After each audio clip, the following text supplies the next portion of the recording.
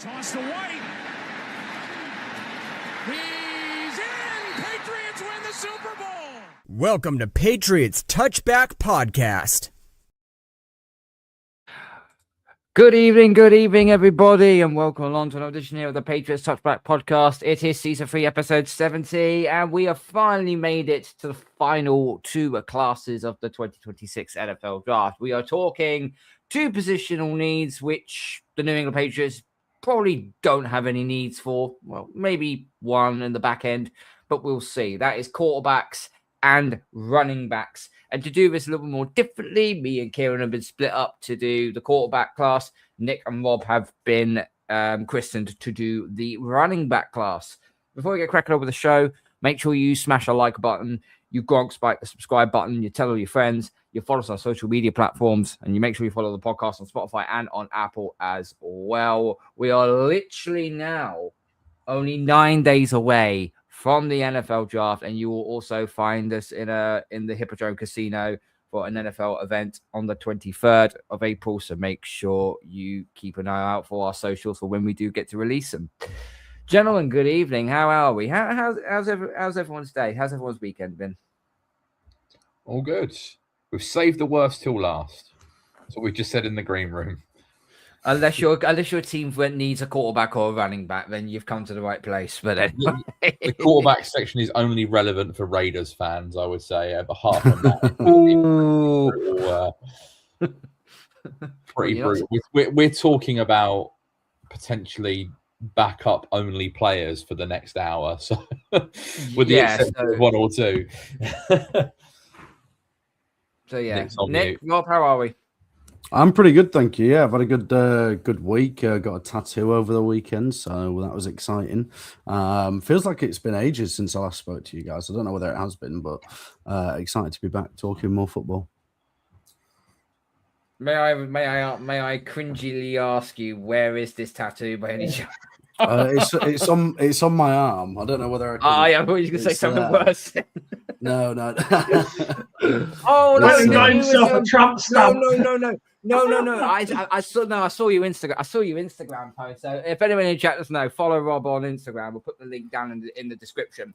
Sure. You went to see DJ Fred again, didn't you? I did. Yeah, I've been a couple of times, and with my sister and a mate, and we've all got matching tattoos. In his, I was hoping a tattoo. Kieran's got his head in his hands. I've seen worse matching tattoos. So I've seen worse matching tattoos, but anyway, Nick, how are we doing? I'm good, thank you. A question that was posed to me today, funnily enough, was: if you are the Raiders, what does it take to get you off the number one spot? Now, I don't think the Raiders will move off number one. That's not going to happen. But for the sake of argument, you have to move off number one. What does it take? I said it would take at least 3 first-rounders for me to even contemplate moving off. This year, next year, and 2028. And I said, oh, well, I'm on a pod later, so I'll ask the question. And if I'm taking aim at the Vikings, I go 3 first-round picks and Justin Jefferson.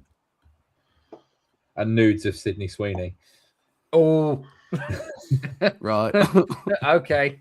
I was going to say, if the Jets offered you their first rounder next year to drop down to number 2, would you consider that?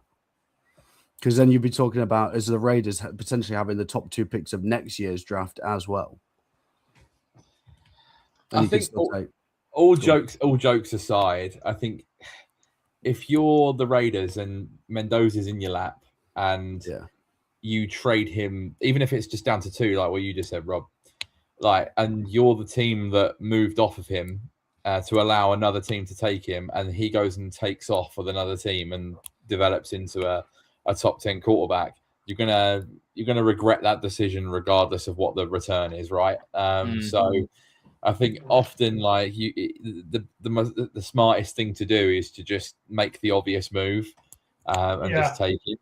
It could be 3 first rounders plus players coming in exchange, mid-round picks included too. But it just gets far too complicated. And I think realistically, if that doesn't, if you don't take Mendoza at 1, if you trade out of that, then what's the plan going forward? So, I think the fact that Mendoza has only been on one visit to the Raiders, and the Raiders have only had one QB in to visit, which is Mendoza. I think it's very obvious. You don't need to be. I know the NFL like to sell the show. Oh, ESPN are going to try and do all sorts of weird shit, aren't they?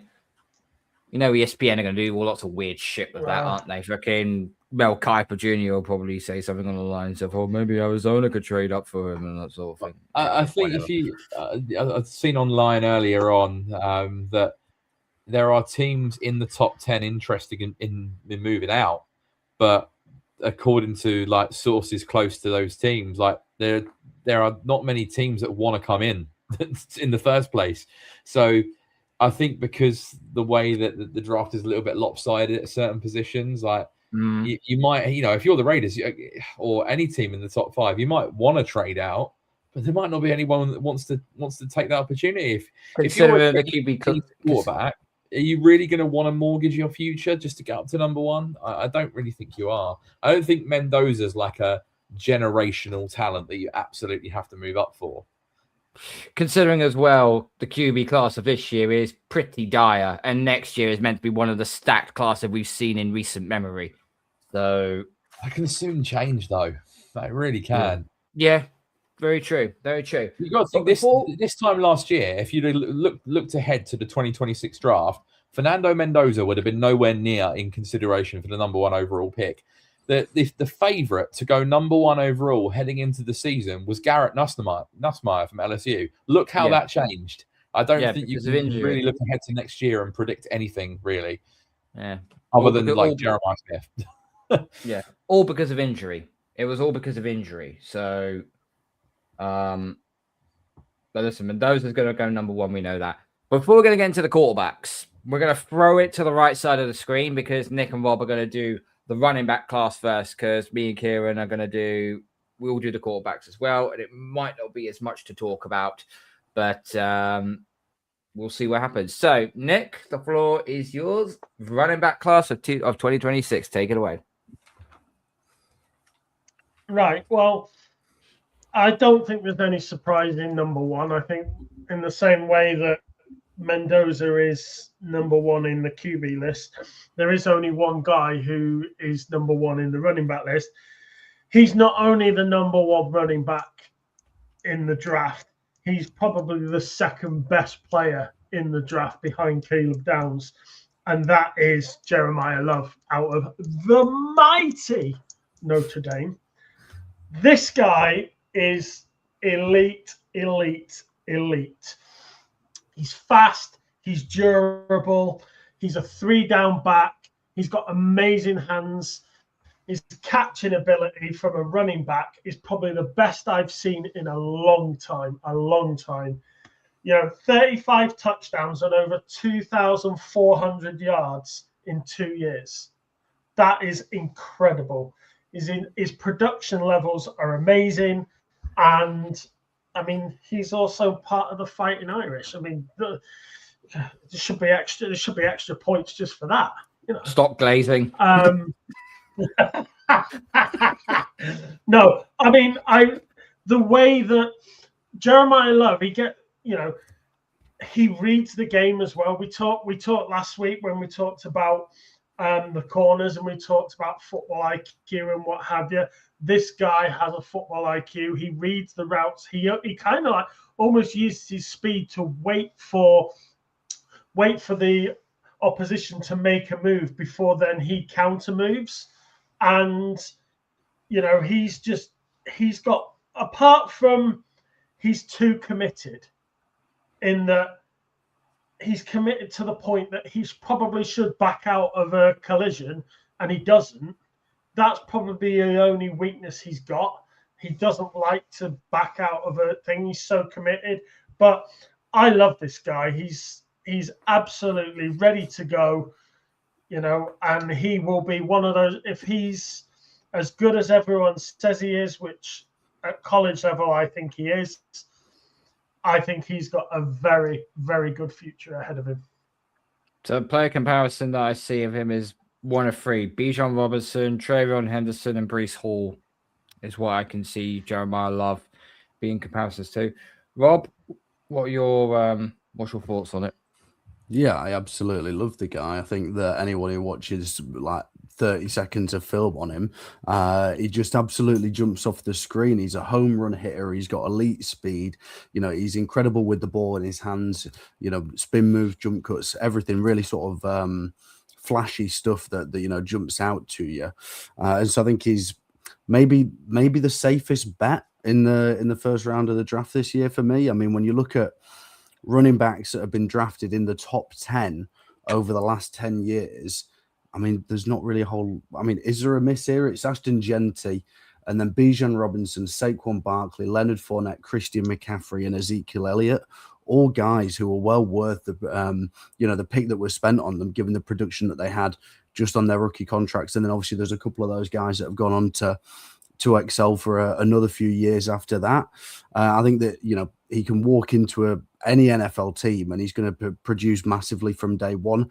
He's I think to me the only like bell cow back in the draft. He's the only guy that can walk in and just be the sort of main back. I think the rest of the guys are going to be best as part of a rotation, whereas this guy can be the focal point of your offense from day one in the NFL. So I don't think he's going to go at number 2 to the Jets, although I think, you could argue that he's worth the second overall pick, but anywhere from 3 to 5, I just can't see him getting out of the top 5 of this draft. I think that somebody's going to take him and he's going to become, the focal point of one of those top 5 teams' offense. I don't really see a particular glaring hole in his game. I think he's a brilliant player. I think if he gets past Washington at number 7, someone is trading up for him.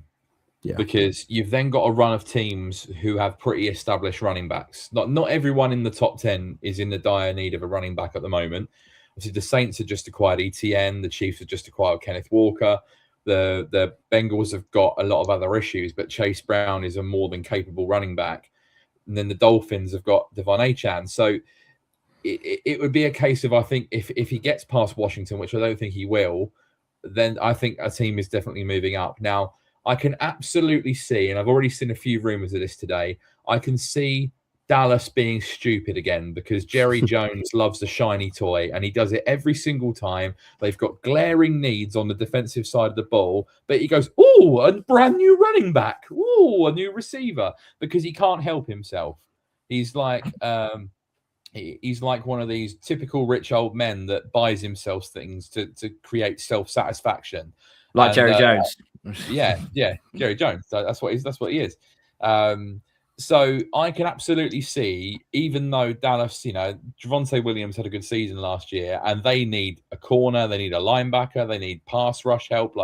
They could do with a safety. There's plenty of players that could come in for them, but I can absolutely see Dallas being tempted by the shiny toy again if he gets in within their range, and they could move up to take him because I know exactly what Jerry Jones is like. But what number is Dallas? 11, 12.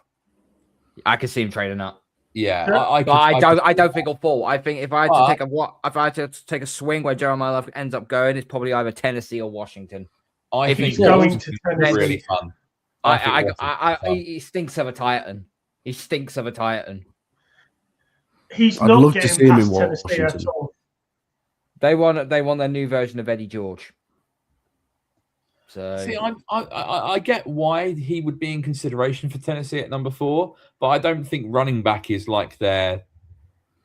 I don't think it's like their number 1 priority, right? I don't think it makes them. It's defense. It's the same as Cincy. It's defense, isn't it? Yeah, and they probably need another receiver more than they need a running back. But obviously he's an elite player and he can help Cam Ward with a really good running game. But I still think Pollard is a pretty good back. And if I'm on the board at number 4, I probably wouldn't. But if you're Washington, despite the fact you have glaring needs on defense there, to put him in the backfield with Jaden Daniels and create like an incredible designed run game, like that that would be excellent. Washington's offensive line's pretty good as well, so like that could be really funky if he ends up at Washington. That's where I think he might end up. But yeah, I guess I wouldn't be totally shocked if he went to Tennessee at 4. I did an article for the Touchdown a few months ago, and it was they asked me for a mock, and so I gave them my mock 1.0, which I think I must have done sort of late January time. So I did my mock 1.0. I gave it to the Touchdown. They published it, and I had Jeremiah Love going at number 4. And this guy commented on I think it was on my X feed. I can't remember. And he was like, "I can't believe you've picked Jeremiah Love at 4. Who do you think you are, Sonny Weaver?" And I went, so I responded to him and I said, "You know what? You come back and see me at the end of April, and I guarantee you he has gone number 4. So I'm really, really hoping for justification that he goes to number 4. If Tennessee want to trade out for number 4, that's fine. But if he goes number 4, I will be thoroughly delighted. And I don't mind being Sonny Weaver either." Excellent draft day reference. Very good draft day reference. So, moving on. Who's next on the board at running back? Rob, you going? Can do. I mean, it's Jadarian Price, isn't it? He's the number 2 guy. And I think it's pretty clear for me. Really like him as a player. The first thing that I thought when I first saw him in the first clip that I saw, if I can get my words out, I thought he runs like Isaiah Pacheco, just with the way that he drives his feet, and he kind of looks a little bit mad when he runs. But he's a strong player. I think he accelerates really quickly off the mark and gets up to his top speed. He's got that little bit of patience at the line of scrimmage that we mentioned with Jeremiah Love to a degree. Not quite the same level. Jeremiah Love is elite, and this guy's not in that same category. But there's still plenty to like in his game. He's not the receiver that Jeremiah Love is, so he's a little bit more one-dimensional in terms of what he offers on the offense. I think he's more of a first, second down player. So like I said before, I think that he's going to be worked best as part of a rotation of backs from when he first walks into the NFL. But I really like him. Good ball security, 0 fumbles in his college career. So there's plenty to like with him. Plenty of touchdowns, 18 touchdowns over the last 2 years. I mean, Notre Dame were just running the ball into the end zone at will. It's pretty impressive. The only other thing to kind of mention that I thought about was it's not very often we see 2 running backs from the same team go high in the same draft class. The other 2 examples that I can think of recently are Judkins and Henderson from Ohio State last year, and Sonny Michel and Nick Chubb a couple of years ago from Georgia. Both with the Patriots taking one of them, interestingly enough. And to be fair, whilst maybe Chubb was a little bit more successful in the NFL than what Michel was, and Henderson looks to be a better back than Judkins, all 4 of those guys have had some success. Like, they've all been pretty good players. So I don't think there's too much to worry about there in terms of thinking that he was the guy, the backup behind Jeremiah Love. I think that there's a little bit of precedent there to think that both of these guys can come in and contribute pretty significantly. So, yeah, I like him. Maybe whether he gets into the first round, I'm not sure. But I think as a second-round player, you could certainly, see some team pulling the trigger there and getting a pretty good running back. I think the fact Love is obviously Jeremiah Love is on a level on his own. Jadarian Price is on a level on his own as well. He's just that next one down. He suffered at Notre Dame just because Love was ahead of him. Love was so good in catching and whatever else. Jadarian Price struggled to get reps, and that's not a slight on him. That's how good Jeremiah Love was. And I think if you look at like Sire Dunbar or Sherrod and another lad, I can't remember what his name is, they're names that we don't recognize.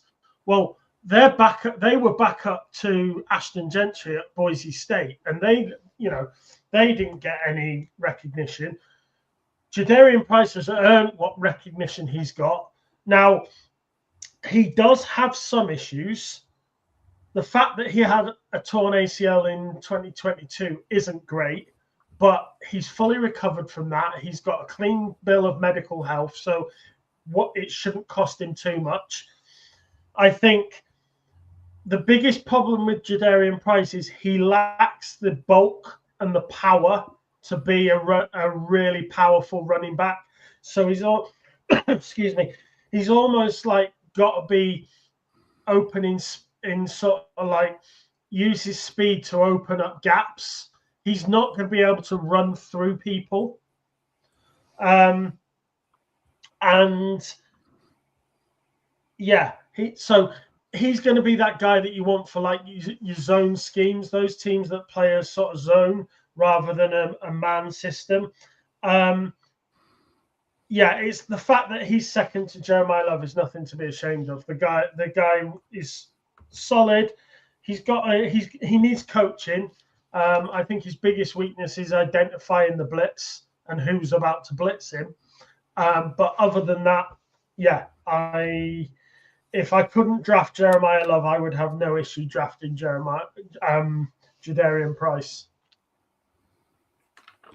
Yeah, very much been a victim, as you guys have said, of kind of being stuck behind an elite back, right? Like you gave some good examples there, Rob, and I guess it was like the same as a few years ago. Now this player's not kicked on as much as the others you've mentioned, but like it was the same with like Roschon Johnson, who went to Chicago in like the mid rounds, being stuck behind Bijan Robinson, and never really had that many carries in a season. So there was obviously a lot of positives that there wasn't that, not a lot of tread on the tires, but also a lack of experience. So, I mean, I think Price is going to be a good player in his own right.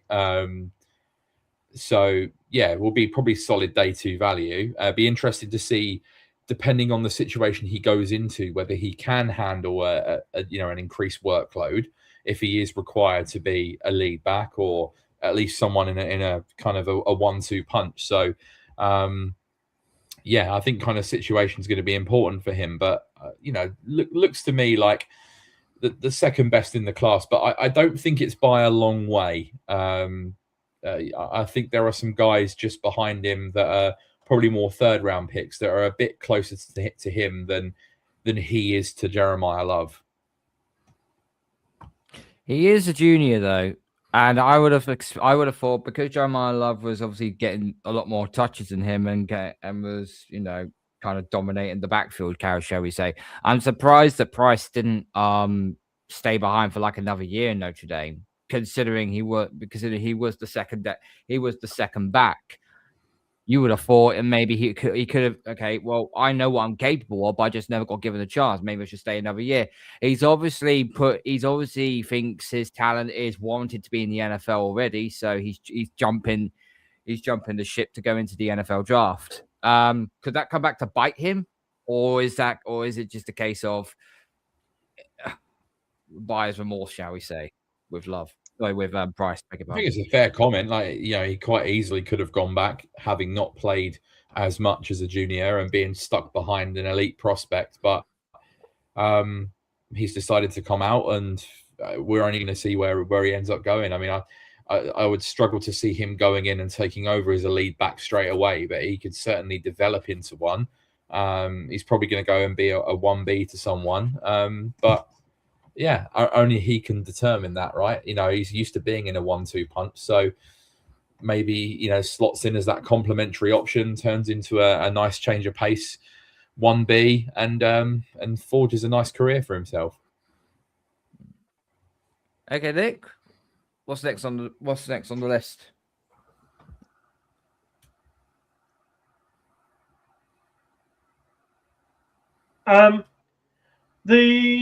I'm going to jump from running back number 2 to running back number 4 now,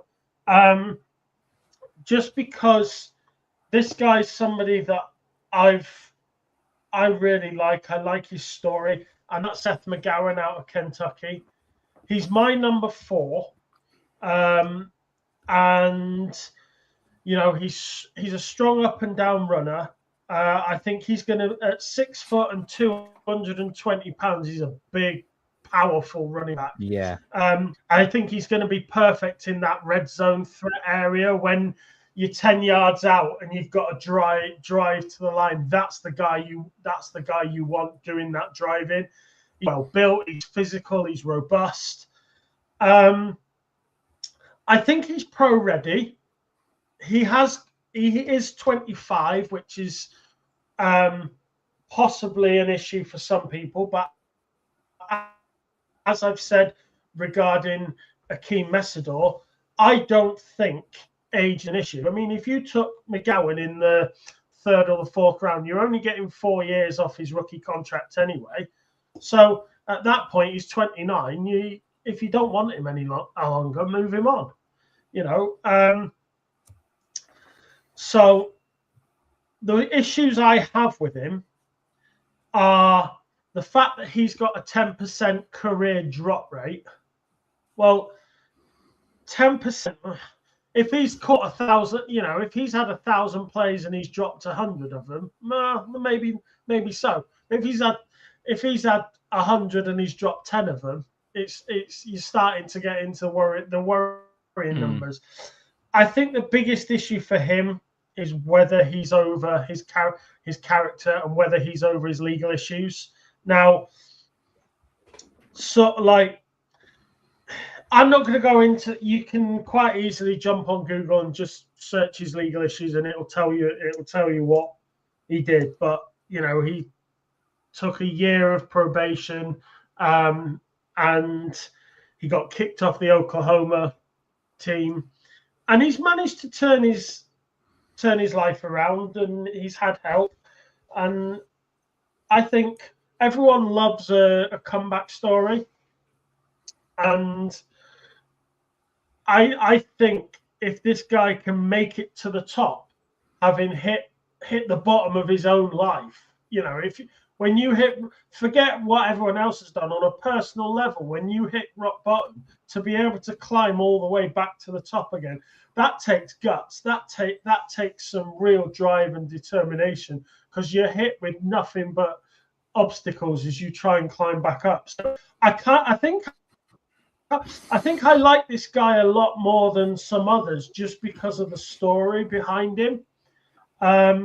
I could have quite easily picked a couple of running backs ahead of him, but I just this guy has got something that I like in him. So he's that guy that to me is worth a punt.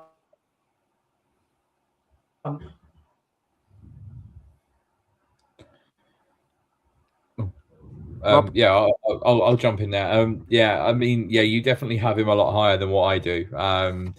I have him as day 3 prospect at the least. I agree with you in terms of you want to see him succeed because of what he's been through, and obviously he seems like he's had a difficult life, and he's someone that's easy to root for, and he does have some good traits and characteristics. I do think he'll be a short yardage specialist. He'll probably want to play in a gap scheme offense.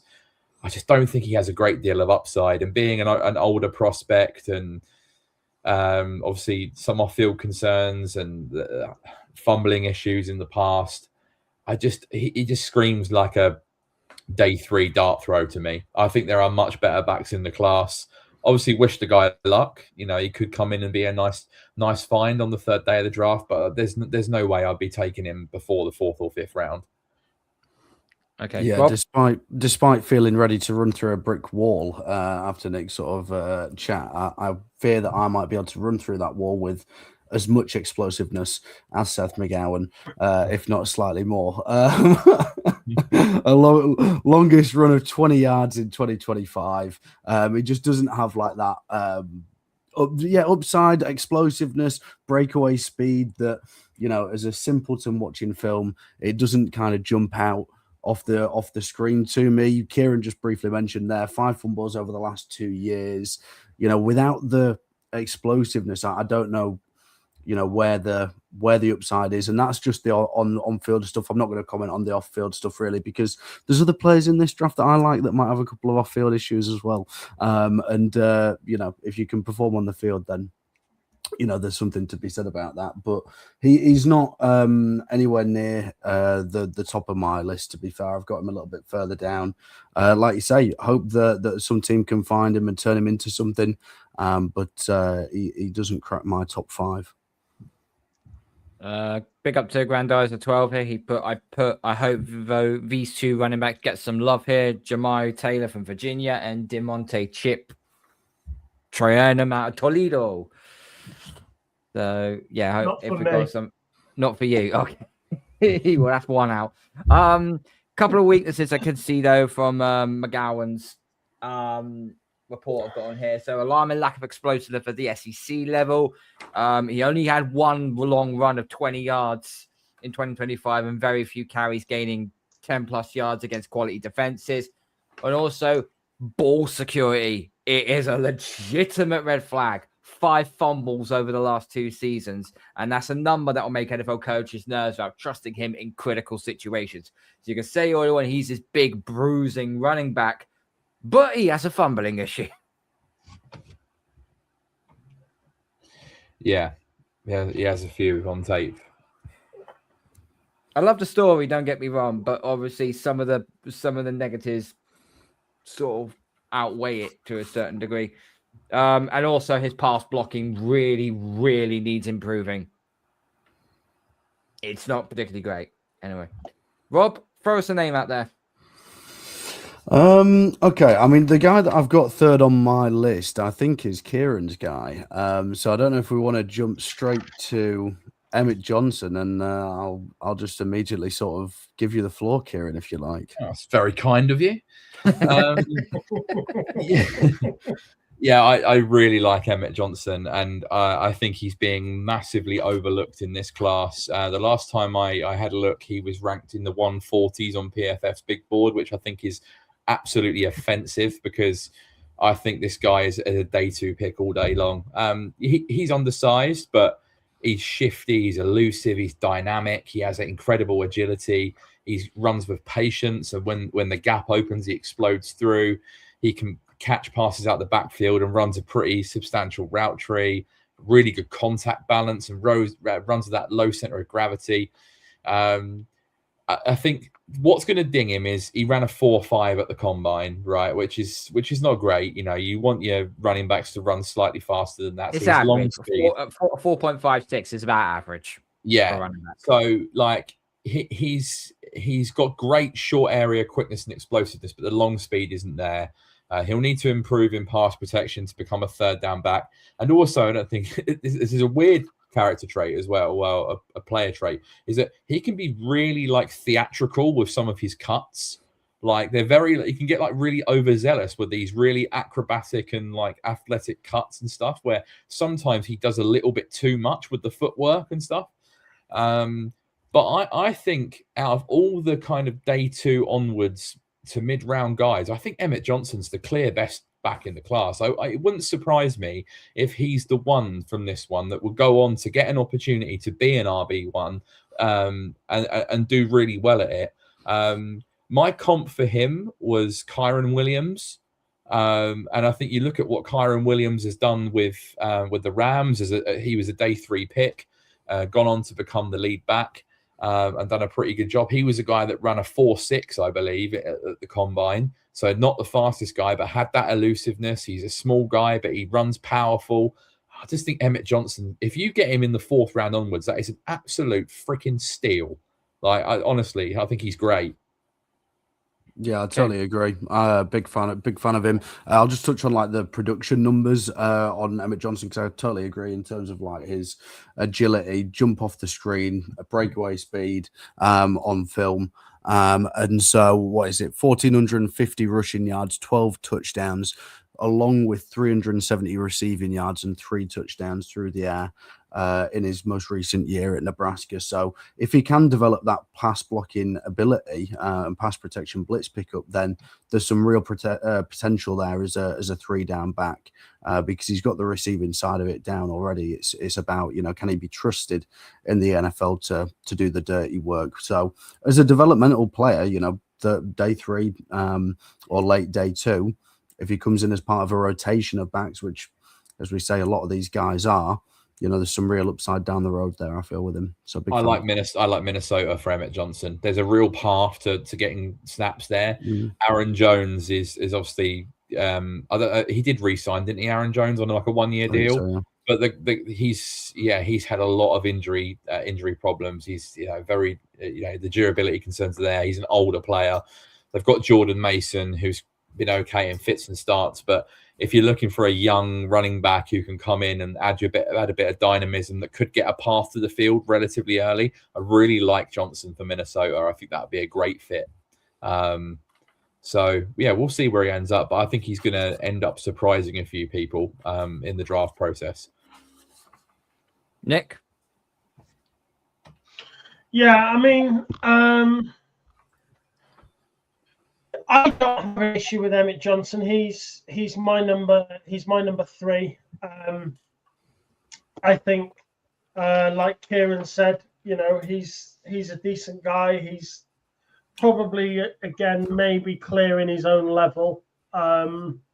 So yeah, once you get into that sort of 2nd, 3rd round, the running backs, it can be what you want as well, because just because you're by stats say you're the 3rd best running back in the class, if you're a zone threat and the guys that are drafting are wanting run a man scheme, then you're probably not the guy for them. So I think Emmett Johnson would suit the Vikings. I think that's a very good shout, Kieren. I wonder whether, looking at ESPN's analytics,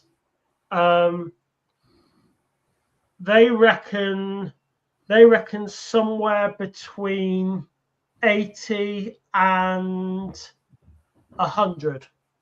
So I don't know. Who's that? That's sort of third round. Back end third round.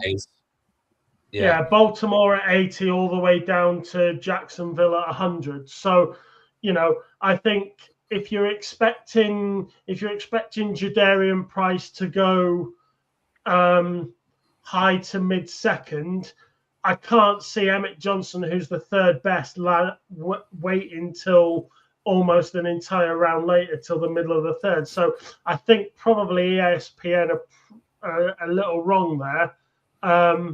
But yeah, I would expect him to be late 2nd, early 3rd. And yeah, he's got the potential to have a good career. Okay. Any other running backs we're going to talk about? Because there is one name that's been left off the list. And he's the running back. Go on. I was going to say, I've picked a sleeper.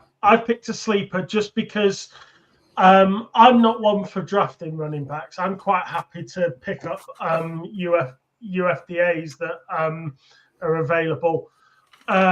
Desmond Reed from Pitt. Yes, he's undersized at 5'8", but he's very productive. He's dynamic out of the backfield, exceptional acceleration and agility.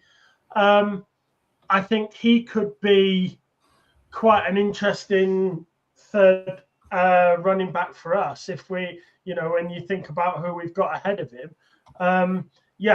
I've got no issue with using one of those sort of early to mid 7th rounders on Desmond Reed if he's still there, because he's a little 7th round sleeper I like. Okay, Rob. Yeah, so I suppose the other two guys I've got that round out my top 5 are Jonah Coleman and Mike Washington Jr. respectively. Like Jonah Coleman, reminded me a little bit of CJ Anderson. Is a really small, just sort of bowling ball type of back. So I think that he's got some potential and can be useful in the NFL. Mike Washington Jr., a guy that I kind of liked a little bit earlier on in the process when he was being mocked sort of later on in the draft, 5th round, 4th round. But I think it looks like he's climbed up a little bit. And I don't think that, he's the juice is quite worth the squeeze with him in some of the earlier rounds. 7 fumbles in the last 2 years, so a little bit of a concern there. But the sleeper that I've got as a day 3 guy is, and I thought Nick was going to say his name, it's almost similar to begin with, it's Demond Claiborne out of Wake Forest. So 5'10", 195 pounds, so a little bit on the smaller side, but this guy is quick. He is fast. He will break away and hit some home runs. Really impressive production. What is it? 907 yards in 2025, 1,000 the year before, 11 touchdowns in 24, 10 touchdowns in 25. That's on the ground. A little bit limited in terms of a receiver and a couple of issues in terms of holding on to the football. But as a day 3 guy, the upside is there, I feel, for me. Maybe somebody that could contribute on special teams as a returner as well. So I think that there's some potential there as a guy who's going to come in and be, that running back 3 to begin with, I would say. But there's some potential there. So Demond Claiborne, who is going to be a day 3 guy for me out of Wake Forest. He's now to have the same sort of profiles like a Bayshall Tootin out of Virginia Tech, or Jerome Ford out of Cincinnati. Something along those lines. Tootin's good comp. Yeah, so it's very good. We talk about someone who can run through a brick wall. Claiborne's someone who 2 years ago ran into a brick wall and knocked himself out. There you go. I'm full of useless information. It is useless. Is it useless? But the biggest question is it on YouTube somewhere? No. No, darn it. Then it is fucking useless, isn't it? Is there any context? Was it in a locker room or anything, or is it a locker room? Was it in high school? Was it at home? I believe, as I read it, and it was like on some extreme Reddit sort of talk, and I followed a link and whatever else, and it ended up on just like in this like Division 3 school apparently, and he'd gone to visit somebody. He'd gone to visit somebody who went to a Division 3. I think they went to high school together or something, and he was racing somebody, and he ran so hard he couldn't stop at the end, and just literally ran into a brick wall and knocked himself out. That's my kind of player. I like that. Mike Vrabel would like that. Mike Vrabel would do that. Mike Vrabel would love that. Yeah, he would. He generally would. Okay. Kieren, have we got any other sleepers on the running back situation? Yeah, so not necessarily sleepers. I think that obviously, a couple of guys have been mentioned already. One guy that hasn't been mentioned yet is obviously another couple from the same school. So Nick Singleton from Penn State and his teammate Katron Allen. I really like Nick Singleton. He's my RB4. He's just electric, like huge home run hitter. He scored 54 touchdowns during his time at Penn State, which is ridiculous. He's got the NFL size and frame. He's very accomplished in the passing game. He's a bit linear, a bit one cut, a bit basic, but like I think if you're looking for just someone to give you a bit of speed and home run ability and production in the red zone, I think Nick Singleton could be that. He's coming off an injury, so didn't test at the combine. He broke his foot last season. But I think overall he's kind of like a fourth round guy with upside. So I like Nick Singleton. But these are guys that probably aren't going to be of interest to New England. Rob actually stole my best fit for the Patriots on day 4. I think it's on day 4. On the day 3 of the draft, I also really like Claiborne as a potential Patriots target. Yeah. There's a few other guys that don't have as much upside as that. I mean, the likes of Le'Veon Moss, Jaden Ott, Adam Randall, Jamari Taylor, but these are all like 7th round dart throws. I think if you've got a little bit of upside with Claiborne, it's just a case of whether you want to draft a third string running back in like the 5th round, which I'm not sure that we will. But because we've still got remember, we've still got Lan Larison to come back from injury. Yeah. So we don't know what he's capable of. We haven't seen him play in the actual NFL at the NFL level yet. If you are looking for free backs, then I would also not be against taking a third string back that's got return ability as well. Because it gives us another dimension. Obviously, Marcus Jones is an excellent returner, but last year we had times where Gibson was returning kicks. Obviously, Howell's one against Miami, and then Dearness Johnson, bless him, tried his best, but he had about as much speed as a Nissan Micra. So it was. We need someone with a bit of juice if you're going to have a returner. So I wouldn't be against like a 6th or 7th round option, someone that can return kicks as well. But yeah, if I had to pick anyone on day 3, I'm going Claiborne. I think he's a good player. I'd just like to sincerely apologize for all our American listeners out there. If you don't know what a Nissan Micro is, it's the equivalent of a Buick. It's the equivalent of a Buick LeSabre. It was rubbish when it was new, built by fucking idiots, and it's rubbish now. So I just want to clarify that. Okay. Yeah, the thing is, I've never been in a Nissan Micra. I have. It's fucking horrid. And not in one of the new ones. I was on the real crappy old ones. It looked like it was made out of a dustbin. I was more a Vauxhall Corsa man, a Vauxhall Corsa boy actually. I'm not going to say it because I'll get in trouble. Okay, so going back to Singletons, right? So so there are 2 different stories depending on which season that you watch. In 2024 tape, he was a back with genuine 3-down ability, running with patience, decisiveness when contributing as a receiver out of the backfield. But in 2020, this season just gone, the tape raises questions. His after contact production fell off. His breakaway numbers cratered, and Allen, who is the other back to him, clearly overtook him. Some of that can be, attributed to coaching staff in transition, and the team that went 3-6 in Big Ten play. But it's probably fair to ask whether 4 years of college football, along with a series of nagging injuries, which he's got a level of injury history with, have started to chip away at his best trait, which is explosive speed.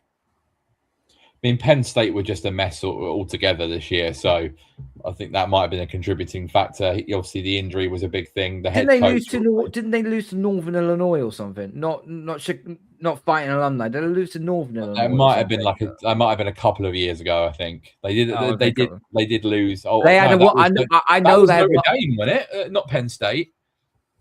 Oh yeah, yeah. I'm just thinking, yeah, but no, Penn State did drop a couple of eggs this year. They had a poor season. Obviously, the coach ended up leaving and going to Virginia Tech. So, bit of a mess for that program. We'll come on to Drew Aller in a bit in terms of the QBs, but I think there was enough shown from Singleton over 4 years to give him some upside. I don't think Katron Allen's a bad player either. No, I don't either. We're talking about 4th round onwards running backs. It's hard to really project. Right. Moving out of the running back class, we are now going straight into the quarterback class. And we're doing a bit of it when this class is probably the shallowest of the lot. It was deemed to be one of the worst QB classes of recent memory, and it does look like it, but due to certain issues, certain players being injured, it's been very weak. So we have to start off with the man at the top of the board, who's probably going to go number 1 overall to the Las Vegas Raiders. It's Fernando Mendoza, the quarterback out of Indiana, Heisman Trophy winner, also sealed the game-winning touchdown in the national championship as well. You look at his size of his traits, 236, perfect weight, 6'5", good height. He's got very good release speed. His short passing is great. His medium passing and his long ball is really, really good.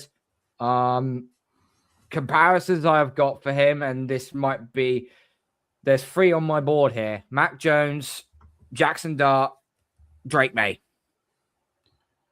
I think Mendoza, Joe Burrow. You think Joe Burrow? Wow. I think stylistically very similar in terms of not having like an elite arm, but a good enough arm, similar body type, similar final season rise in college where he went from a relative unknown, rose up the boards, and is going to go number 1 overall. I think there's a lot of similarities between him and Joe Burrow. Mac Jones that's more Ty Simpson. But yeah, I think Mendoza, I think more similar to Joe Burrow. I don't think he's quite the athlete that Drake May is, and I don't think he's as good of a scrambler as Jackson Dart is either. So his strengths that we've all seen Mendoza play. Okay, so we know what he's capable of. But for anyone that only watched him during like the playoffs and during the national championship, so on, little bits about him. His pre-snap processing is advanced. He identifies coverage shells and he finds soft spots very, very quickly. Ball placement is a genuine strength. His arm talent covers the full field. He can zip intermediate throws, and he can also push the ball vertically down the field with real velocity. He operates the RPO game at a very high level, so he reads defenses and making correct decisions consistently post-snap. A very good functional athlete who can execute design runs and move on bootlegs and pick up first downs with his legs. Tough in the pocket as well, so he's willing to stand in against the pressure, so he's willing to take hits while he waits for plays to develop. Protects the football at a very high level. 6 interceptions on 379 attempts in 2025 is actually a very, very good ratio. He performed his best in his biggest games: Ohio State, Alabama, Oregon, and Miami, all in the same postseason run. It's unequivocally a question that he's going to go number 1 overall. But what I want to find out from Nick and from Rob is, what are you portraying Mendoza? Are you portraying something like what Kieren says as a Joe Burrow, or is it something more higher, or is it something more lower? Nick, we'll start with you. He's so cool under pressure, Mendoza. He's just ice in his veins. Kieren actually stole the person I was going to say, because when you started reading off names, I'm like, it's Joe Burrow. It's Joe Burrow. He reminds me of Joe Burrow. And then Kieren went, well, it's a bit of Joe Burrow. And I went, bollocks. No, I think anybody who wants to know anything about Mendoza, just go and watch the last minute against Penn State. He's got to go almost the entire length of the field. He's got about 1 minute and 40 seconds. The first attempt, he gets run out of the pocket backwards and loses like 12 yards. And then, it ends with that catch from Omar Cooper. Yeah, Omar Cooper. And obviously in the NFL, that wouldn't have been a catch because he didn't get both feet down. But yeah, you got to get both feet. Yeah, got to do the 10 toes down challenge. Yeah, but it's just that is just shows Mendoza what he can do. If you just go and watch that last drive by Indiana against Penn State, and yeah, I mean, if I wanted a QB, Mendoza would be the QB I wanted. And I probably, not knowing what next year's class is like, I know that there's a Manning in it and whatever else, but based on what I've seen of all that class this year and what I've seen of Mendoza, I wouldn't be thinking, oh, well, I'll wait for next year because there's some great QBs coming out next year. I'd be all over Mendoza because I think he has got the talent to go to the very top. Rob? Yeah, I mean, there's no doubt whatsoever that this guy's the top quarterback in this class, and it's by the clearest of country miles that there's ever been, I think. I'm a little bit more limited in terms of what I've seen from Mendoza. I don't watch college football religiously, but, you don't have to watch a whole lot to see the traits that Mendoza exhibits, late in games, clutch, he can make all the throws. He's got a strong arm, just a lot of talent. And in terms of an NFL comp, the name that kind of jumped to my mind was Kirk Cousins, which might sound like a bit of a slight, but Kirk Cousins that's not a slight. That's a slap in the face. Kirk Cousins has had a pretty damn good career. He is legendary secure bagger. Let's not get it carried away. I think that Kirk Cousins has had a pretty good career, and Joe Burrow is arguably one of the top 5 quarterbacks in the NFL and has been for the last 5 years. Is Mendoza a top 5 quarterback in the NFL? Maybe he is, but I think that what he definitely is a franchise quarterback for, whatever. Obviously for the Las Vegas Raiders. I think he's going to be the franchise quarterback for them for 5-10 years. Absolutely. So I think that he's going to, be a very good NFL quarterback. Is he ever going to be one of the top 5 quarterbacks in the NFL? I'm not so sure. But I think that if you were to have a career like Kirk Cousins, then I think that is very, very respectable, even for the first overall pick. And when I just think about some of the quarterbacks that have come out in the last few years, would I have taken him over Cam Ward? Yeah, I probably would. Yeah. Would I have taken him over Caleb Williams? I don't think so. I don't think I would have taken him over Drake May. I certainly wouldn't now. Would I have taken him over Bryce Young? Probably yes. Kenny Pickett? Yes. Trevor Lawrence? Probably not. So I don't think that he's, an absolute generational talent.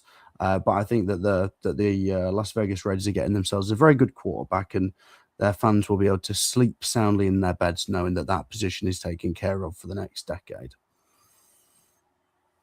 Until they screw it up, because this is the Raiders. Well, yeah. All, but there we go. Okay, moving into the next one. This one, I think, is a little bit more. This one is a bit more of a discussion. Ty Simpson, quarterback out of Alabama. Now, I've seen a lot of mock drafts putting him in early second round to the back end of the first. The highest ever seen him go was somewhere like in the low 20s. Ty Simpson showed glimpses of good at Alabama, but he also showed glimpses of being absolutely atrocious at Alabama. My comparison to him is somewhere like, at best, I'd probably say like a Brock Purdy, and at worst, Spencer Rattler, if I had to say between the two. I look at him. So I look at Simpson as an operator first. The 3 years he spent behind Bryce Young and Jalen Milroe, they show up in how he handles the pre-snap picture. He communicates protection adjustments and how quickly he gets through progression once the ball is out. Mechanics are clean, which is a good sign. The release is on time, and he has enough athletic ability to keep defenses honest on boots and naked keepers. None of that is in question. What is height and his size is the slight worry. Okay, he's 6'1". That's not the be-all and end-all, but he's 2'11". That's light for a quarterback. And if he's primarily a mobile pocket passer, he's got to get that ball out very quickly in the NFL. If that Raiders line is not up to scratch. Raiders line. Sorry, whoever he is, he gets drafted by. So I beg your pardon. He's just the epitome of a system quarterback. Like, he's a smaller, slightly more athletic Mac Jones. That you put him in the right situation with the right surroundings, with the right play caller, he can look fine. But he has limited upside. Like, he's like you said it. He's like a facilitator. That's basically what he is. He needs to go to the right scheme, playing probably a West Coast offense where the whole idea of the game plan of the offense is to get receivers open, and he can just deal like a blackjack dealer.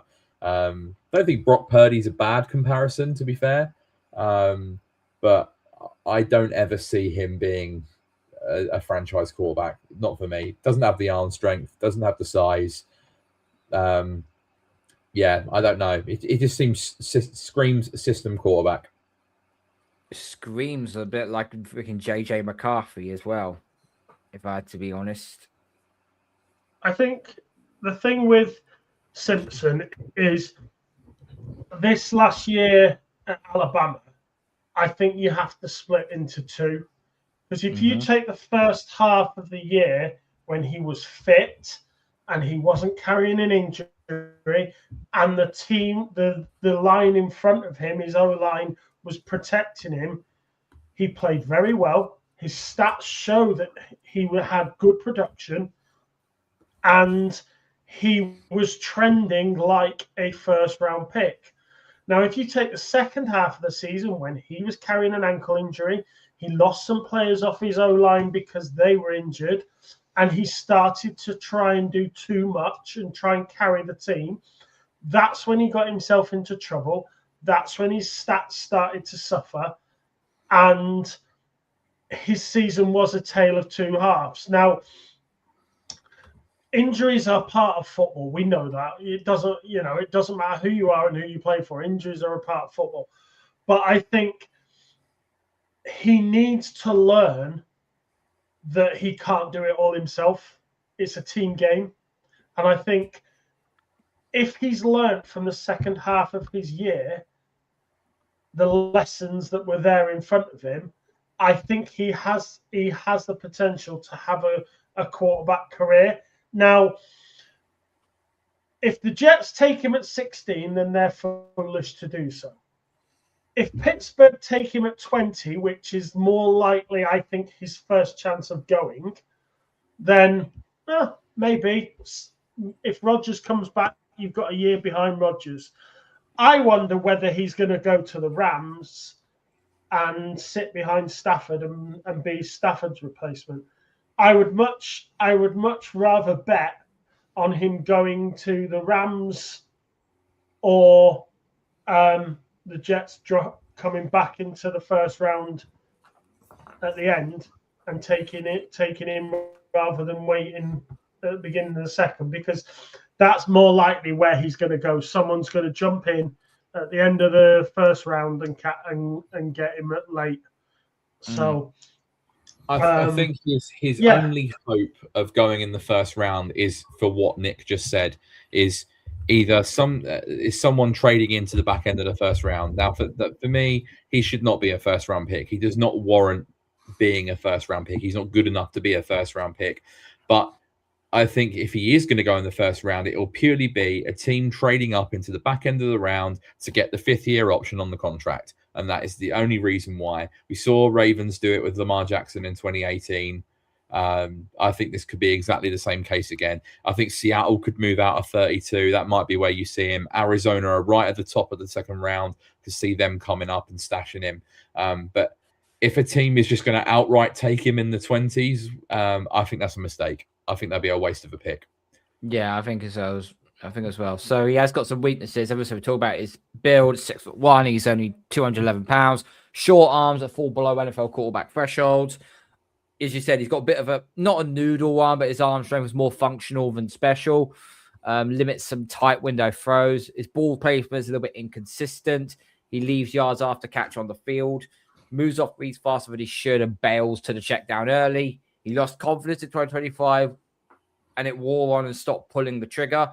Holds the ball too long in traffic. Took bad sacks and fumbled 7 times during that. And then just 15 career starts. Inexperience shows in read efficiency and situation feel.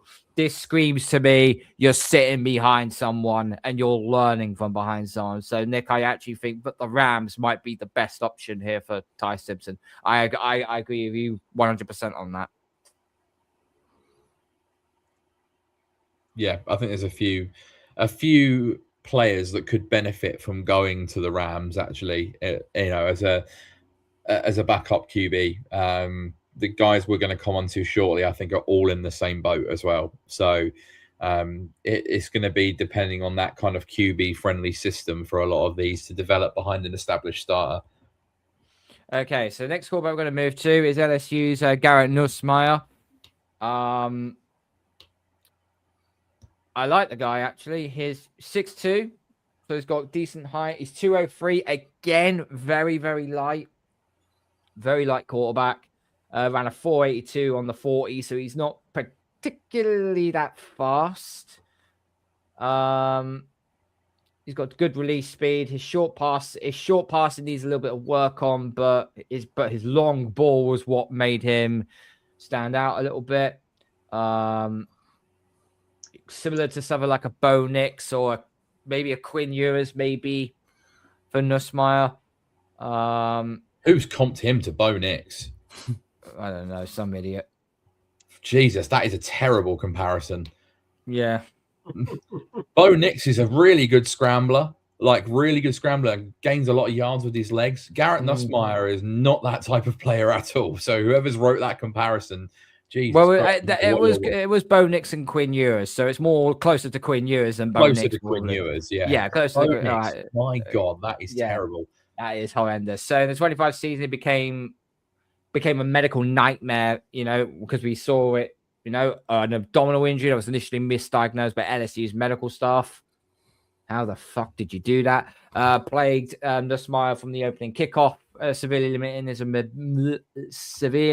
his mobility and throwing mechanics throughout the year. He got it through 9 games, completing 67% of his passes, 1,927 yards, 12 touchdowns, 5 interceptions. So okay numbers, you could say 2-to-1 touchdown to interception ratio before finally being shut down. LSU stumbled to a 7-6 record. Head coach Brian Kelly was fired. Not surprising. And Nussmeier watched his draft stock crater from potential top 10 selection to mid-round projection. Injury wasn't properly diagnosed until 2 months after the season ended, and that explained the prolonged struggle and effectiveness that confused scouts all fall. At the Senior Bowl, a healthy Nussmeier reminded everyone why he generated first-round buzz, dominating practice sessions and earning game MVP honors. Rob, we'll start with you on this one. Nussmeier. Sounds like he got tampered. Obviously, he had an abdominal injury, which isn't nice at all. But the fact that the LSU freaking doctors completely misdiagnosed it, that's just incompetence. Yeah, I'll be honest with you, right? In terms of this quarterback class, there's not really anyone that I like until day 3 of the draft in terms of the value that you're going to get from the draft position. So whether it's Ty Simpson, Nussmeier, Aller, Beck, I don't see a whole lot of upside with any of these guys. Is the potential for someone to come in and be a backup quarterback? Maybe, but I don't see Nussmeier or any of the other guys really as somebody that I would want to make a bet on to try and develop into a starter later on in their career. So I'm probably not the best person to talk to about these quarterbacks because I'm not really a fan of any of them, to be honest with you. So I'll happily hand over to the guys, but I've not really got any interest in Nussmeier at all. And to the MVP of Shrine Bowl, Mark Gronowski, quarterback of Iowa, aka hero of Maxia. I like Nussmeier coming into the season. Hang on, Nick. Let Kiss go. Go on, Nick. There you go. No, I was just going to say, I think Nussmeier is yet another quarterback that his future, his success in future, depends on where he's going to be drafted. Excuse me. More often than not, I see him being put in the Steelers. Put at the Steelers. Now, I don't think that will be a high. I think that will be at best a 3rd round at the earliest. But I think maybe he could thrive at the Steelers but then again, it's no longer a Mike Tomlin Steelers, so I don't know. I don't know whether that's going to hold up. But I think when you think that his dad, who's an offensive coordinator at the Saints,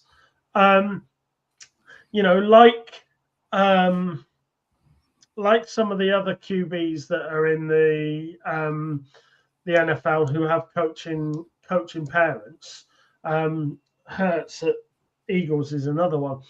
I think he has a better chance than anybody to have a good career because I think he'll be more grounded, if you like. So he was last year. He was one of my higher rated QBs, and I think it's unfortunate that he's had a bad year. But that's the risk you take in staying in school. He believed that rather than come out last year, he believed that staying in school and getting another year's experience would be better for him. He made that decision. It hasn't worked out that way, but these things are made to test you, and these things are what help you develop. So I think he's got as good a chance as anybody to be a success. And if he is a success, then it will be down to himself and the system that he finds himself in. Mm-hmm. Yeah, as I was saying before, I liked him coming into the season, and he was the favourite to go number 1 overall heading into the season. I think it was the right decision for him to go back to college for his senior year, because he could have come out last year and had about a second round projection. So like he just, although like it wasn't perfect and there were definitely things that you could poke holes in, you look at the situation he was in where he was playing through an injury that was misdiagnosed until after the season. LSU absolutely capitulated and ended up firing Brian Kelly, and it seemed like a really toxic environment, like, you know, like to a point where like I think it caused a lot of problems off the field. And also he went from being in a pretty good team the year before at LSU to a team that had a terrible offensive line. You know, Will Campbell had gone, but the whole line had just completely fell apart, and all of his receivers were small speed guys. Like LSU have been like a absolute production line for NFL top receivers. Yeah, their guys this year: Aaron Anderson, Xavier Thomas, Barry Brown. You're talking about Aaron Anderson is probably going to be the first one taken in probably round 4 at the earliest, and Barry Brown and Xavier Thomas are probably 6th, 7th round guys. Maybe undrafted. Or maybe undrafted. So they're small guys. So he's not got a lot around him. Like these are not the LSU teams you're used to seeing. So I think he was a victim of circumstance a little bit, where he was trying to keep everything afloat and it just got too much.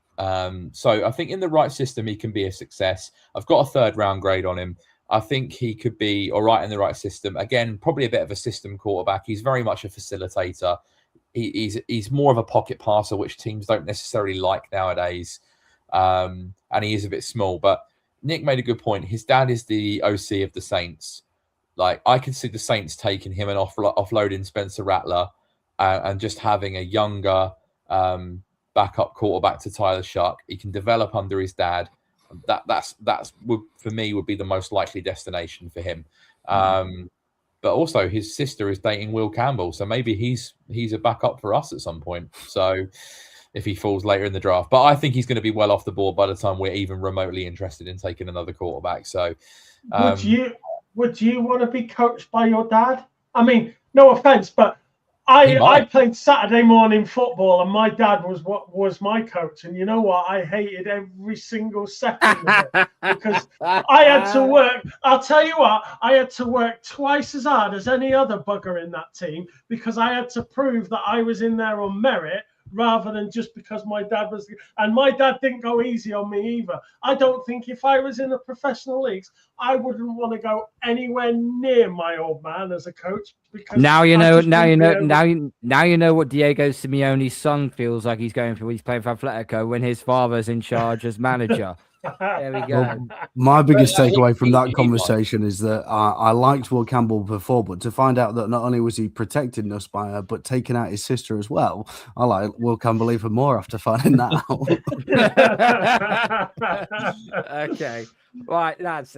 Kieren, you and I are going to have a talk on one particular callback, so we'll leave that one till the end. Nick, Rob, day three QBs. Which one springs to mind for you? I've got one guy on day 3, and it's the only guy that I like in terms of the value that you would get out of the draft pick. I'm not a fan of Simpson. Maybe Nussmeier I've given a little bit of a hard time, but none of the other guys really sort of appeal to me. The name that I do like though is Luke Altmaier. Came across his tape at Illinois. Big fan of him. I think that he got a strong arm. He's a good athlete.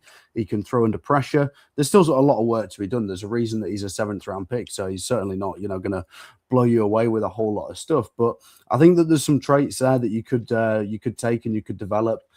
He's going to be available late on in the draft. So, you're not, investing a whole lot in him. But, at 6'2", 210 pounds is a little bit undersized, but like I say, he's got a lot of speed. He's a very strong arm quarterback. He can make all the throws. So I like him. That would be the guy that I would maybe take a flyer on late in the draft. I think he's definitely in consideration as a potential Patriots pick late in the draft. You know, with all those late round picks, looking for a young QB3 to develop behind May and DeVito, I would definitely have some interest in Altmaier. Yeah, I think he falls into that category with.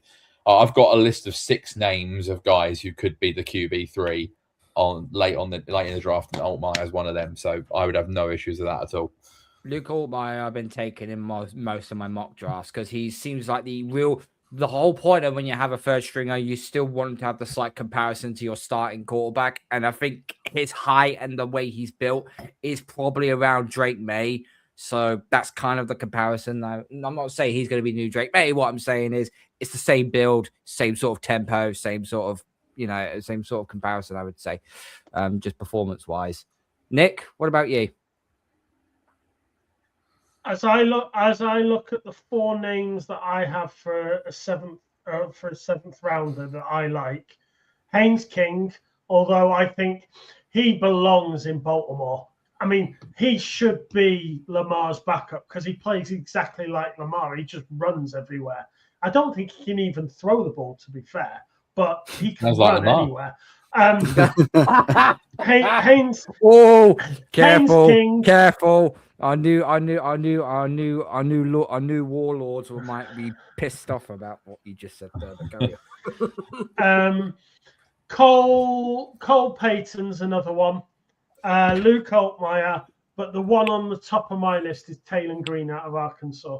I love this guy. He can throw. He can throw. He can run. He can catch.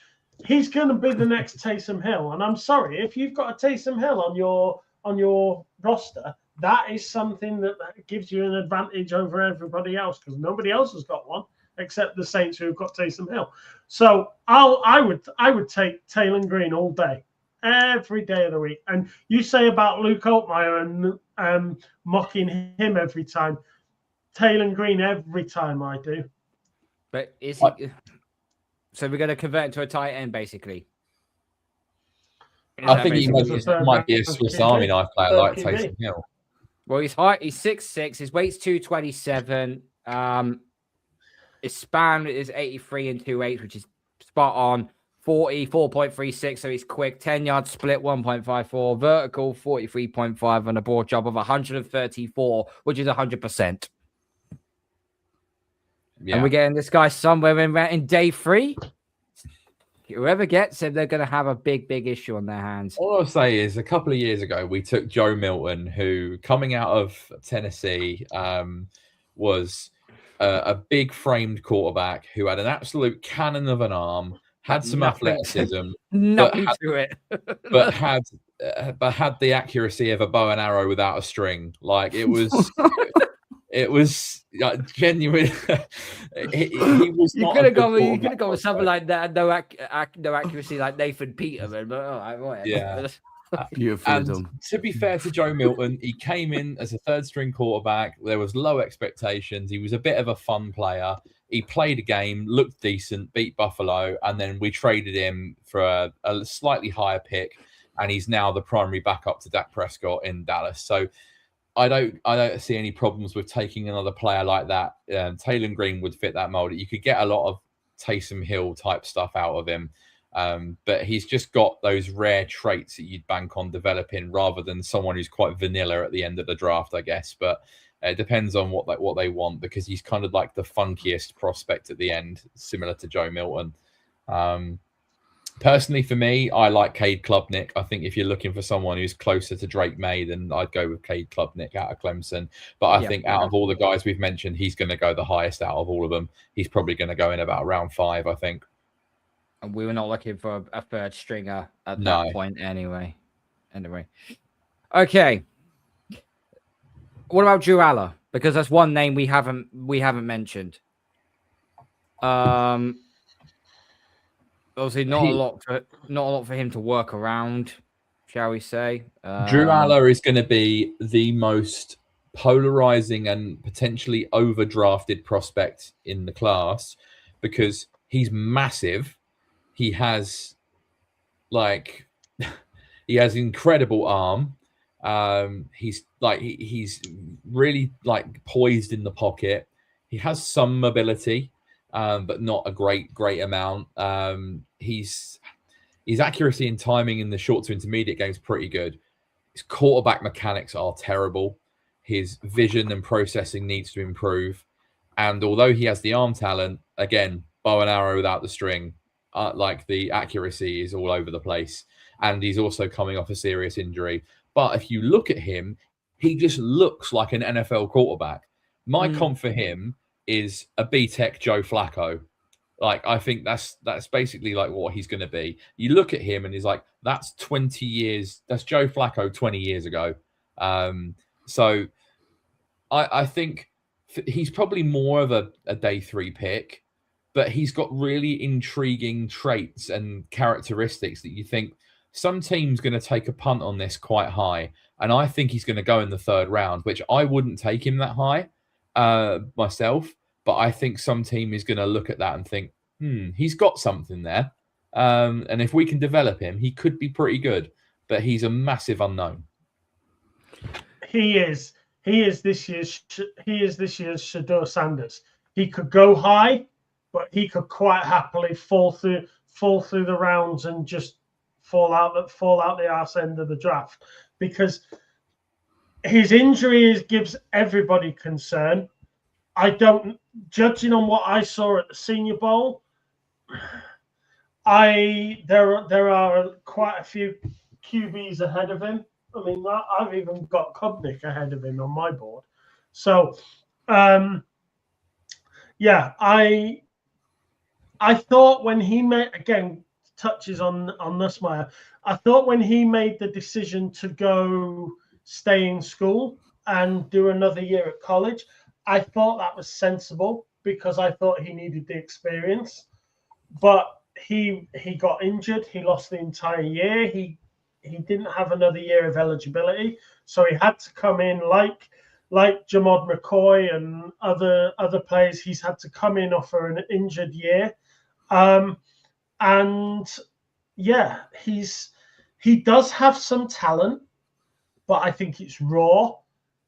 I think it's undeveloped, and there is the potential that he could become great, but he could also be a bust.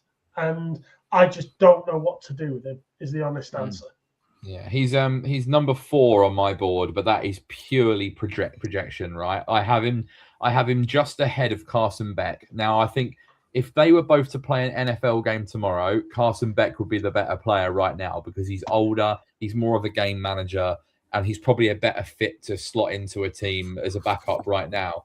But the reason why I have Aller ahead is because I think there's a lot more upside there if you can unlock that talent. So for me, he's number 4 just behind Nussmeier. But the trouble is, in a normal class, I probably would have Drew Aller nowhere near a top 4 or a top 5. But because like the options behind even Carson Beck are absolutely awful, like you almost have to put some other names further up the board. So he's kind of, again, a bit fortunate to be in my top 5, but I think probably deserves to be there purely based on what he could be if you unlock his talent. Okay. We've got one more callback to go through because this is where me and Kieren butt heads. Diego Pavia, the quarterback out of Vanderbilt. On one hand of this, the Kieren is saying that he looks decent. And on the other hand, what I see of is a guy who I'm not gonna kill him for, his football traits. I'm not gonna say at all because he actually has got some good traits on him. My beef about all of this is what transpired after the season ended for Vanderbilt. His attitude, excuse my language, fucking stunk. All saying F you to the Heisman Trophy winner, F you to the award ceremony, this, that, and the other. He was prancing around at parties saying that he was the best one to come out of the draft, this, that, and the other. And he got absolutely ravished for it. To make matters worse, and this is why I'm not finished yet. To make matters worse, do you know what quarterback he went to for advice in the NFL? No. Hold it, Rob. Hold it, Rob. I don't know. Do you actually know who he went to, No, Kez? I don't know.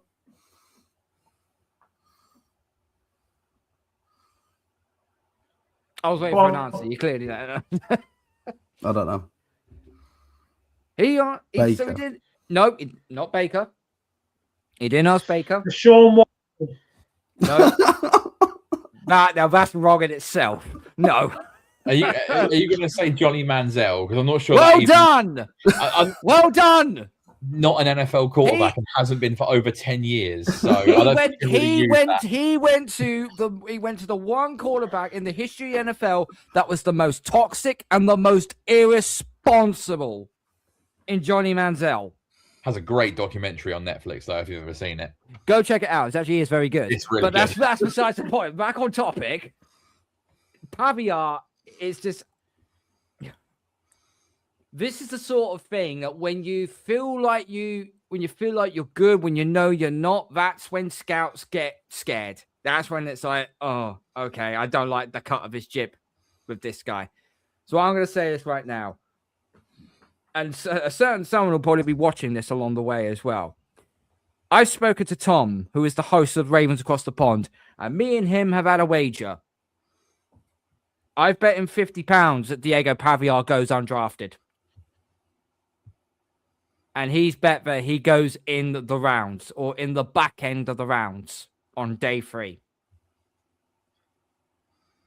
Yeah, I remember you telling me, and I think you're going to lose 50 quid. I think there's enough there for NFL teams to be interested with him as a third string option.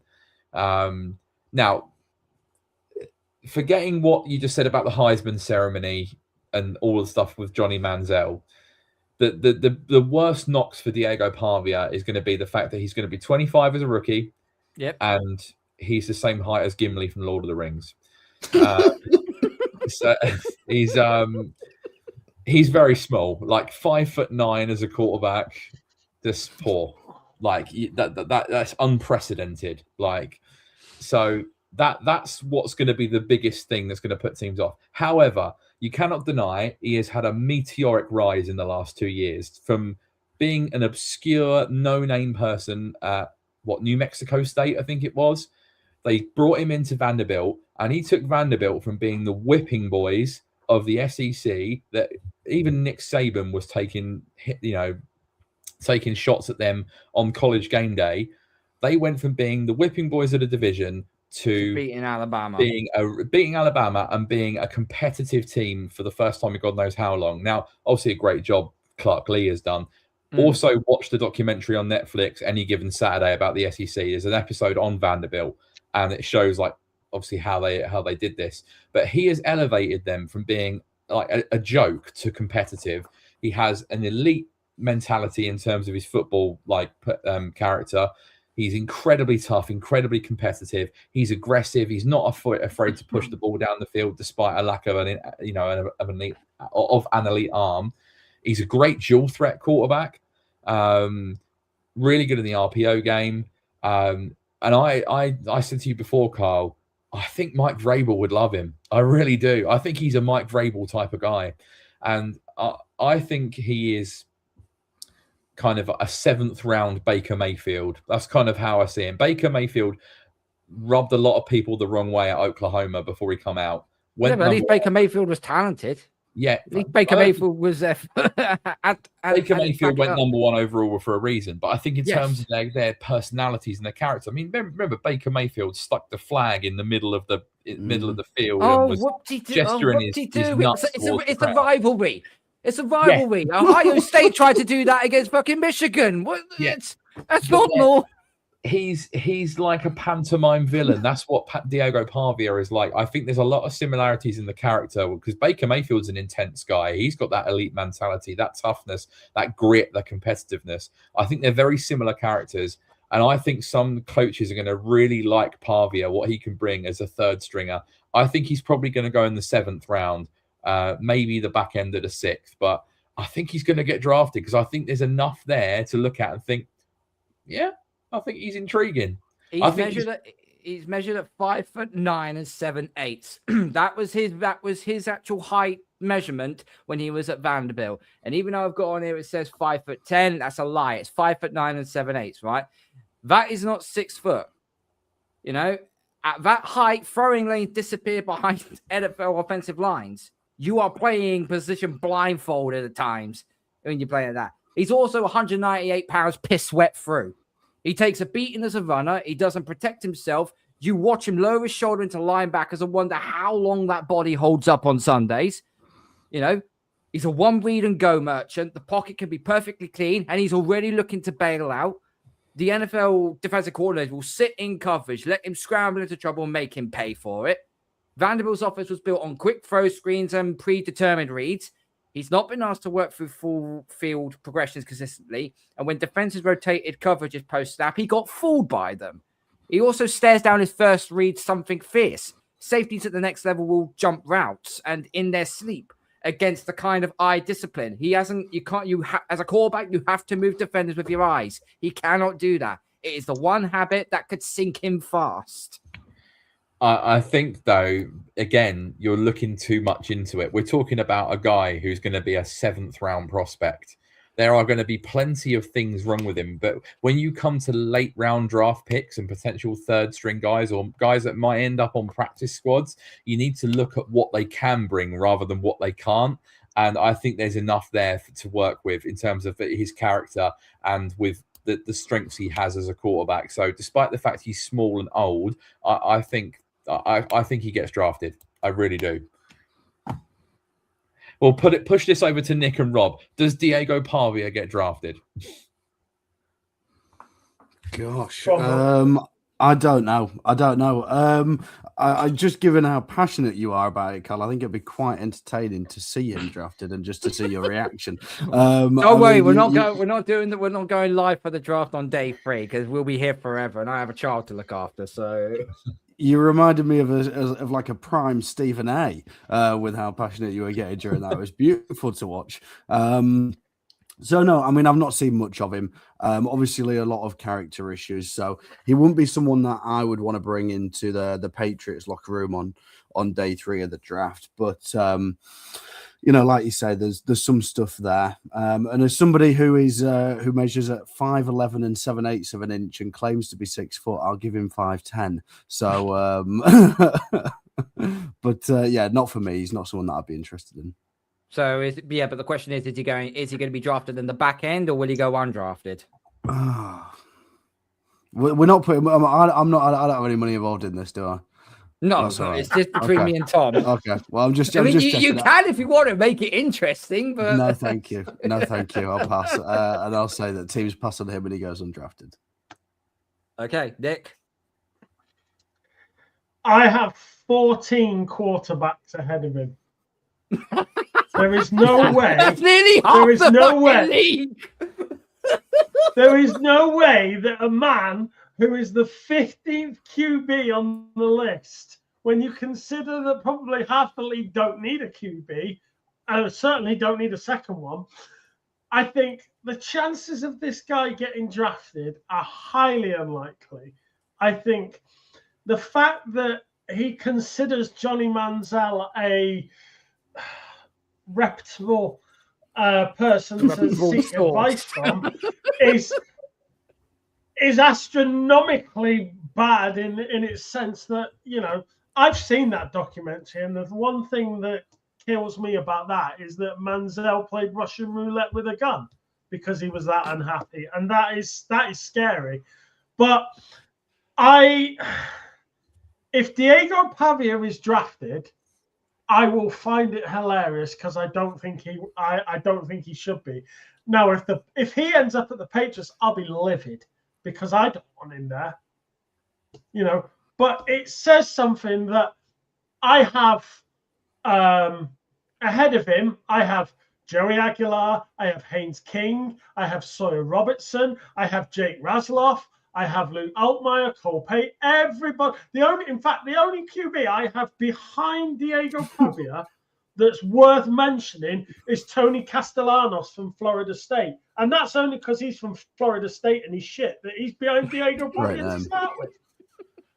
You know, I mean, this guy is not there is nothing wrong with college being the highest level of football you're going to achieve. Sorry, mate, you are not an NFL player. Go and find something else to do.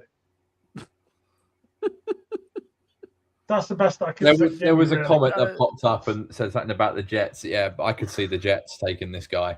Yeah. At worst, this still be a New York Jet pick. They're not going to take Ty Simpson, and they'll wait, and they've got Gino in there, and Aaron Glenn's going to be like, yeah, we need a guy with edge like that. Or the Panthers, some team that's had because the Panthers have got a small quarterback anyway. Maybe Pavia goes there. I can see some team getting to the 7th round, and all those kind of 7th round / UDFA quarterbacks are starting to gradually come off the board. And some team's going to look at what Pavia done with Vanderbilt and what he can bring and think, do you know what? It's the 7th round. If he's shit, we're just going to release him in camp anyway. Because you do see a lot of 7th round guys get released before the end of training camp anyway. So I think he does get drafted. But whether he's on a roster come week 1, I think is another question. But those women's shoes that you see that have got a sole about that thick. Maybe you could have a football. Maybe you could play in a boot with a sole that thick. That'd at least give him 6 foot. You mean 6 inches, not 6 foot? No, it would take him up to 6 foot. Oh, okay. You know, if he had sorry, that's what I meant. It'd take him up to 6 foot. You know, for me, he's not an NFL player. I think he, you know, go and try the Canadian Football League, mate. Yeah. Yes, I think that's where he'll end up. He'll end up even the CFL. He'll end up in the UFL, which is currently ongoing right now. So yeah, that's it, Grandizer. That's it. Platform shoes. That's basically what Nick was alluring to. Yeah, that's it. Platform boots. That's what he needs. Platform football boots. Platform football boots. Nike, get on it right now. Anyway, I'm not advertising for Nike or Adidas to make platform boots for NFL players, but fuck it. You know, we're not paying commission for it anyway. Okay. On that note, that's the end of our class previews. We've done every single position we're thinking of. I think the only ones we haven't done really is kicker and punter, but there's only so much. Special teams aren't real people; they don't count. Sorry, Pat McAfee. So we're not doing an hour on long snappers. No. Oh, Rob, you missed it last year. We probably spoke the most about long snappers than we ever spoke before because we thought it was insane that we drafted one. Yeah. And all it basically was because we replaced Joe Cardona. That was really what it was. Anyway, right, guys, we're going out of here. It's been a bit of a long one today, but we have had to go through 2 classes, but it's been a blast. Absolute blast. Thanks to Nick. Thank you to Rob. Thank you to Kieren. We'll be back on Saturday night because everyone's going to have their thinking hats on. They are all going to be on the clock. No, we're not doing fullbacks, Grandizer. No chance. Is Heidenreich the Heidenreich from Navy? There you go. That's one. There you go. There's one of them. Yeah. Fullback one. There you go. Fullback one. Anyway, we're going to get on out of here. On this coming Saturday, we have got our live mock drafts on the channel. Everyone's going to have their thinking hats on. They're all going to be on the clock, so it's all going to be good fun and games to see what happens. And remember, we have one rule when we do these mock drafts: no trades allowed. So whatever picks the Patriots have, that is what you are stuck with. So probably best to get your actions in now because I think everyone has been trading up and down with their picks. So we'll see. Thank you everyone who's been watching. Thank you to everyone who's been listening. Smack the like button on the way out. Gronk, smack the subscribe button. Tell all your friends. Follow us on social media platforms. Make sure to follow the podcast on Spotify and on Apple as well. And remember, we are 9 subs off 100. Let's get there for next Thursday as the NFL draft is in 9 days' time. We are Keishon Booty days away from the NFL draft. And I'll leave you with this. Good night. God bless. Go Patriots. 1, 2, 3,